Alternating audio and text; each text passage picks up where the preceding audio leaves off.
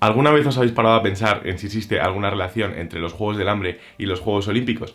Os sorprenderían la cantidad de elementos que tienen en común, las referencias que se hacen en los Juegos del Hambre a los Juegos Olímpicos, e incluso al revés. Os lo cuento todo en el vídeo de hoy. El otro día estaba en el cine viendo la precuela que han estrenado ahora de los Juegos del Hambre, en la que se habla de los 10º Juegos y del origen del personaje del presidente Snow, y me llamó mucho la atención un detalle que comparten los Juegos Olímpicos y los Juegos del Hambre. Cuando terminé de ver la película me entraron ganas de devorarme de nuevo todos los libros de la saga para poder responder a la pregunta que había surgido en mi mente. ¿Se parecen en más cosas los Juegos Olímpicos y los Juegos del Hambre?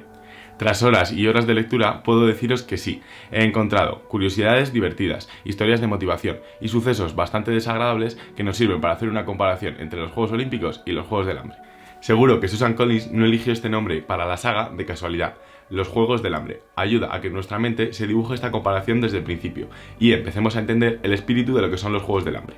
Representantes de distintas zonas geográficas del mundo exprimirán sus capacidades físicas para alcanzar la gloria, al igual que ocurre en la competición deportiva.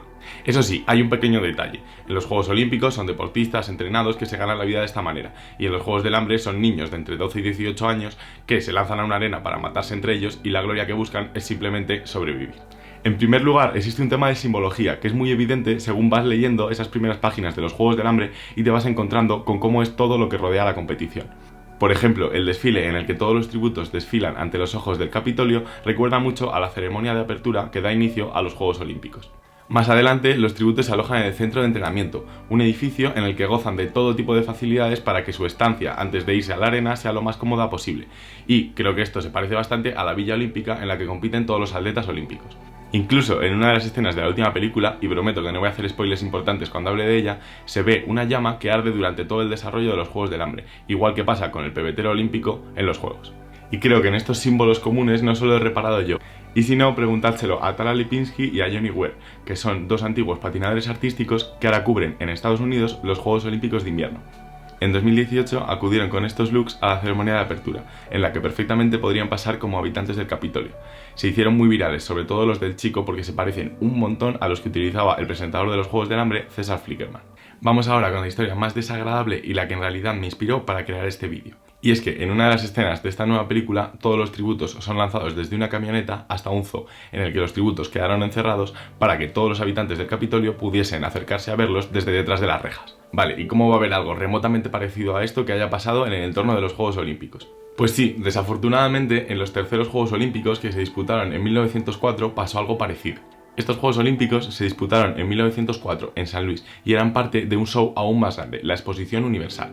Bueno, pues en esta época era bastante popular la organización de zoos humanos. Sí, como suena, se buscaban a representantes de tribus salvajes o diferentes a las que se conocían como parte del primer mundo y se les encerraba en un zoo para que los habitantes de esa ciudad en la que se hacía el zoo humano pudiesen acercar a ver cómo vivían los salvajes. Me parece increíble cómo hace solo 100 años se podía pensar en organizar algo así y demuestra cómo en cierto punto el ser humano no ha estado tan lejos de crear algo tan absurdo como los Juegos del Hambre. Pero bueno, es que esos Juegos Olímpicos fueron el no va más del racismo. Se organizaron unas jornadas antropológicas que se anunciaban como las únicas en las que los deportistas son solo salvajes y que en realidad eran una farsa para demostrar que la raza blanca era superior a todas las demás. Pero bueno, estos Juegos Olímpicos de San Luis de 1904 tendrán su propio vídeo en el canal muy pronto, muy largo, porque es que son absolutamente surrealistas y dan para muchas historias así. Venga, ahora que tenéis un poco mal el cuerpo con esta historia, vamos a cambiar a una mucho más conmovedora y bonita. Esta historia es la de Inés de Velasco, que nació en 2001 y por tanto era una niña cuando fue al cine a ver los Juegos del Hambre y se quedó absolutamente maravillada con la destreza de Katniss con el arco. Tanto fue así que le dijo a su padre que se apuntasen juntos a un club de tiro con arco que había muy cerca de donde ellos vivían, en Alcalá de Henares.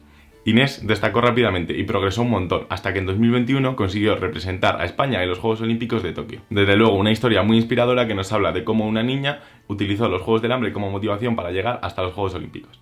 Tanto los Juegos del Hambre como los Juegos Olímpicos han sido el escenario de grandes movimientos de rebelión contra el poder. Y si no, fijaos en estas dos imágenes que ya habéis visto en la miniatura y que representan a Katniss cuando muere Rue en la primera película de los Juegos del Hambre y a dos de los medallistas de los Juegos Olímpicos de 1968 haciendo un saludo del movimiento Black Power. Katniss se dejó llevar por su corazón y hizo este gesto porque le dolía mucho la pérdida de su pequeña amiga, y este gesto fue el germen de la revolución que acabó derrocando al Capitolio. Por otra parte, los protagonistas del gesto que veis de los Juegos Olímpicos son Tommy Smith y John Carlos, oro y bronce en los 200 metros de los Juegos Olímpicos de México en 1968. Cuando estaba sonando el himno de Estados Unidos después de recoger sus medallas, cerraron los ojos y alzaron su puño en alto, como muestra para condenar el racismo que se sufría en todo el mundo.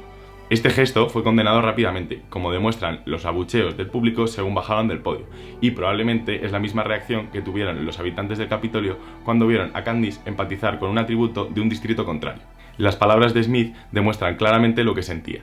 Dijo: si gano, soy americano, no afroamericano, pero si pierdo, soy un negro. Sabemos que el presidente Snow quiso eliminar todo atisbo de rebelión provocado por Candice, por sus gestos de afecto con Rue o por tomarse las vallas junto a Peeta para negarse a matar uno al otro al final de los Juegos del Hambre. Bueno, pues estos atletas que se habían limitado a alzar el puño en una ceremonia de entrega de medallas tuvieron la misma suerte. El presidente del COI quiso expulsarles de los Juegos Olímpicos por hacer un gesto que según él estaba fuera de lo que se consideraba protocolario.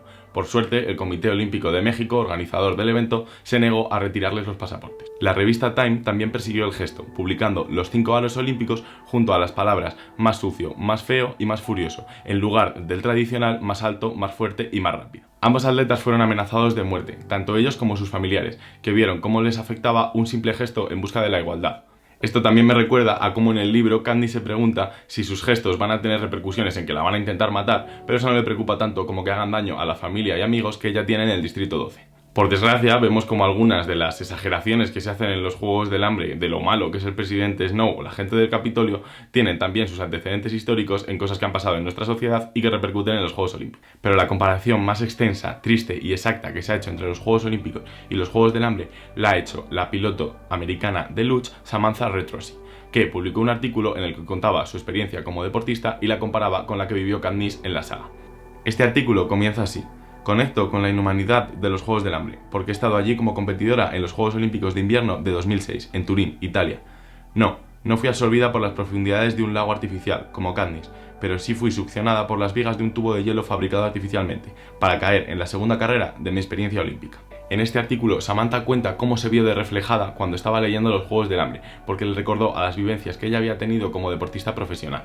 En el artículo, Samantha cuenta que se había sentido muy identificada con los Juegos del Hambre, ya que ella se sentía una pieza en un juego mucho más grande y que no se preocupaba por ella, que son los Juegos Olímpicos. Cuenta cómo desde niña, igual que ocurre con los tributos de los Juegos del Hambre, había estado soportando un enorme dolor físico y emocional para complacer un objetivo que era alcanzar la gloria, pero que en realidad solo servía para saciar el orgullo patriota de su país, Estados Unidos. De esta forma ve su carrera, y esto le ha pasado a muchos deportistas, aunque quizás no en el marco de los Juegos Olímpicos, como un sacrificio enorme, físico y emocional, que solo se contentaba en conseguir algún día una recompensa emocional, que quizás llegase o no, y en el caso de llegar, no era tan importante. Además, la comparación con los Juegos del Hambre va un poco más allá, y es que Samantha cuenta que su carrera profesional y por tanto su vida dependía de los esfuerzos económicos que quisiesen hacer las empresas que patrocinaban al equipo olímpico de Estados Unidos. Aquí volvemos a ver a Samantha como un tributo más de la arena, que depende de que los patrocinadores les envíen medicinas o comida para poder seguir con vida y matando a otros tributos. Si las empresas retiraban su apoyo económico, Samantha se vería sola ante el mundo y por tanto quedaría eliminada totalmente de esos juegos en los que estaba participando. Quizás es una visión un poco exagerada, ya que obviamente los Juegos Olímpicos no son tan despiadados como los Juegos del Hambre, pero está claro que muchos deportistas en ellos sufren y su historia no es esa historia bonita y un camino de rosas que a veces se pretende contar. ¿Camino de rosas? ¿Snow? Es solo un punto de vista, que seguro que representa a más atletas que han sufrido mucho en su camino y que quizás no han llegado a lograr el éxito o no les ha satisfecho como ellos creían. Y está claro que los Juegos Olímpicos no son tan despiadados como los Juegos del Hambre, pero esta es la comparación que mejor resume el espíritu en el que a veces los deportistas se pueden sentir como tributos dentro de unos Juegos del Hambre. ¿Qué os ha parecido esta comparación entre los Juegos del Hambre y los Juegos Olímpicos? ¿Os he dado ganas de volver a ver los Juegos del Hambre? ¿Os he quitado las ganas de ver los Juegos Olímpicos? Bueno, espero que me contéis en los comentarios qué os ha parecido el vídeo, que deis un like si os gusta y que os suscribáis porque pronto se vienen vídeos muy chulos como por ejemplo ese de los Juegos Olímpicos de San Luis. Adiós.